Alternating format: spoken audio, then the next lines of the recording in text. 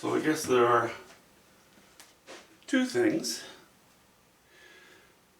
that we'll just chat about today. I've taken the weight off of this, and if you can't see it now, you will see it when I back the camera up and you see it in context with the rest of the painting. But I had enough grass in the background here that I thought I would take some of the darker tones and lay it in here, and then we go a little darker as we go down here. Now, this is not finished painting. It's painted in, but it's not finished painting. I'm going to lay a little bit of lighter, cooler color in here as well.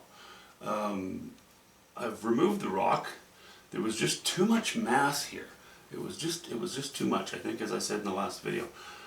So I wanted to maintain some design. I didn't want it all to be grass. Even within the grass, you have to keep things a little bit interesting, keep a bit of a design going. But I think what helps, and it helps the painting as a whole, is to I just left this in, and then I tailored the edge a little bit. This is fresh paint. I can't paint into it now. The green is fresh as well. I want to let that set before I go back into it and complete this area. So while that's doing its thing, I decided to move up into here, and the water is starting to come to life. We have, you know, this band of light. I'm laying in quite straight lines across the painting. You know what? I'm looking at the camera now, and I think what I'll do is I will just back out a little bit so you can see more of the painting. Okay. I'm still planning on having a fair bit of light up here somewhere. So I want that to get picked up in the water. Plus, these are going to be very intense in color and high value, which punches up, right? Punches up, which opposes the rock, which punches down. We have this sort of, almost looks like a beached whale effect. But I like now looking at these rocks how the weight's gone from here very nicely and smoothly with some movement and even some grace. It comes across the canvas like so.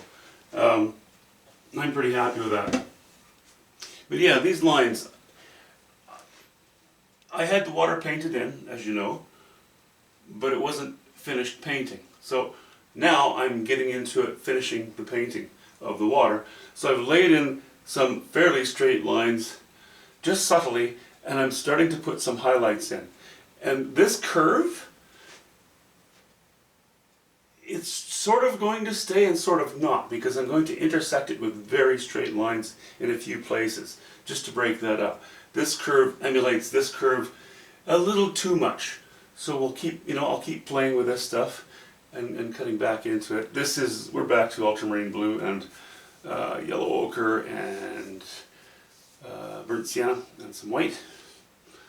I also like putting a little higher value here because it really punches up this rock. Like it really, without competing with anything that'll be up here, it makes the base quite strong.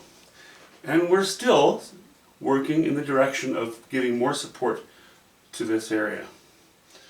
So all is good that way so far. So yeah, I think I'm just gonna keep playing in the water today. Maybe later today and maybe tomorrow I'll get in here and do these. Right now, this bedrock, which of course the grass is growing on top of, the bedrock is just showing its face every now and then. So far the bedrock almost appears to be hovering over the grass. So those are the values that I'm going to have to play with. I'm going to have to play with some values in order to make that bedrock appear to be coming up out of the grass. But because this paint is wet, and it was done intentionally at too low a value to start with, the second layer will be going higher values and just giving more of the impression that this will feel more anchored.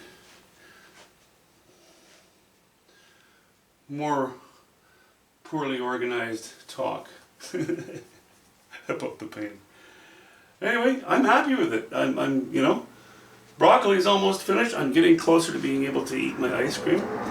I really look forward to this.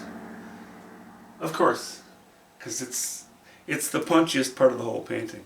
It gives you the most dopamine to paint your favorite areas. Glad I held off though. Talk soon.